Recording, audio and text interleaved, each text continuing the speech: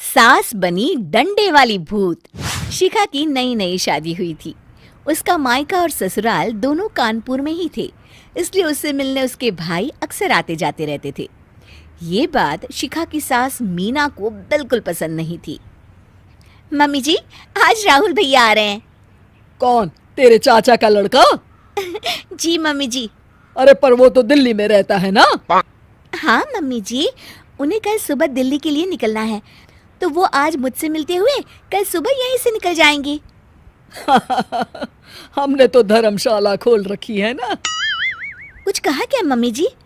मैंने कहा हाँ हाँ, आने दे तेरे भैया को, जमकर खातिरदारी करेंगे। अब तो कुछ करना ही पड़ेगा, इससे पहले कि मेरा घर धर्मशाला बन जाए। ये कैसी बातें कर रही हो मीना?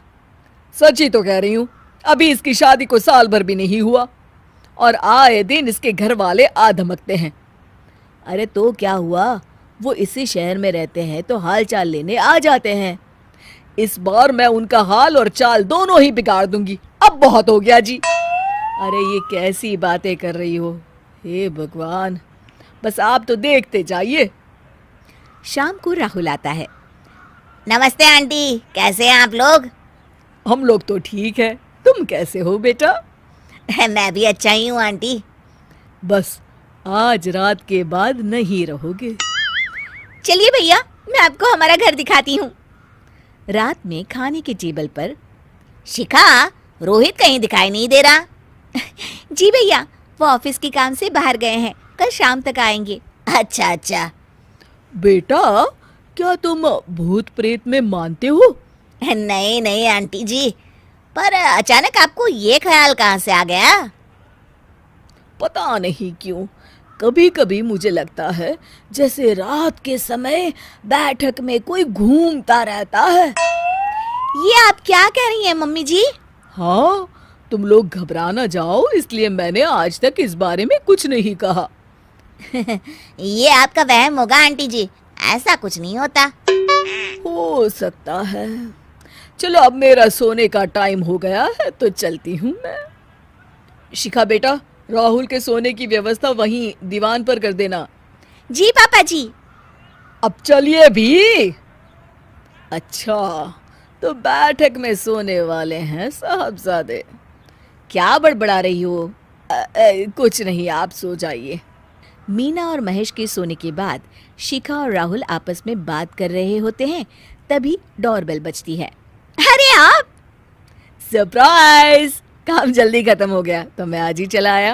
ये तो बहुत अच्छा किया। देखिए राहुल भैया भी आए हुए हैं, आप दोनों का मिलना भी हो जाएगा।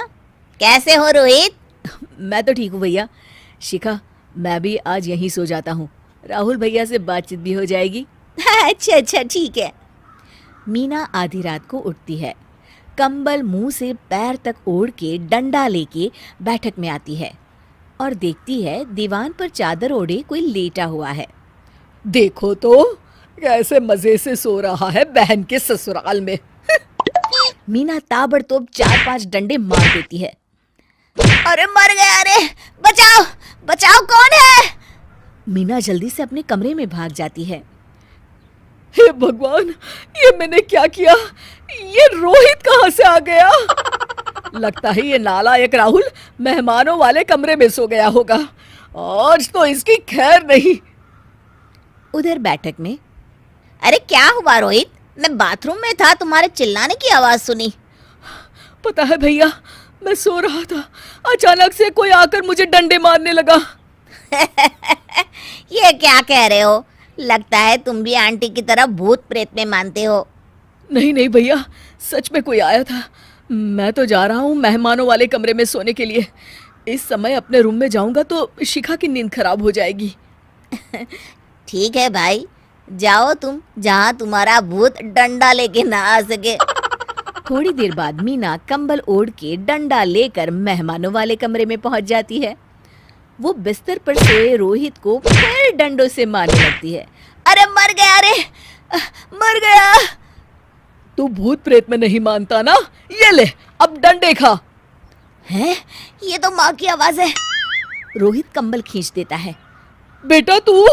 अरे ये क्या कर रही हो माँ? मार मार के मेरा भरता बना दिया आपने। माफ कर दे मेरे लाल, मैंने तो तुझे ही मार मार कर लाल कर दिया। मैं तो उस राहुल के बच्चे को सबक सिखाना चाहती थी। राहुल भैया को? हाँ बेटा, मुझे लगा अगर उसे डंडे मारूंगी तो शिखा के मायके वाले यहाँ आना छोड़ देंगे। हे भगवान, माँ ये घर शिखा का भी है, उसके घर वाले जब चाहे आ सकते हैं। हाँ बेटा, आज मुझे भगवान का इशारा समझ में आ गया। मैं कितना गलत करने चली थी और अपने ही बेटे को चोट पहुंचा दी। अब चुपचाप जाके सो जाओ माँ, और किसी को कुछ बताने की जरूरत भी नहीं है। शिक्षा दूसरों का बुरा चाहने वालों के साथ भी बुरा ही होता है।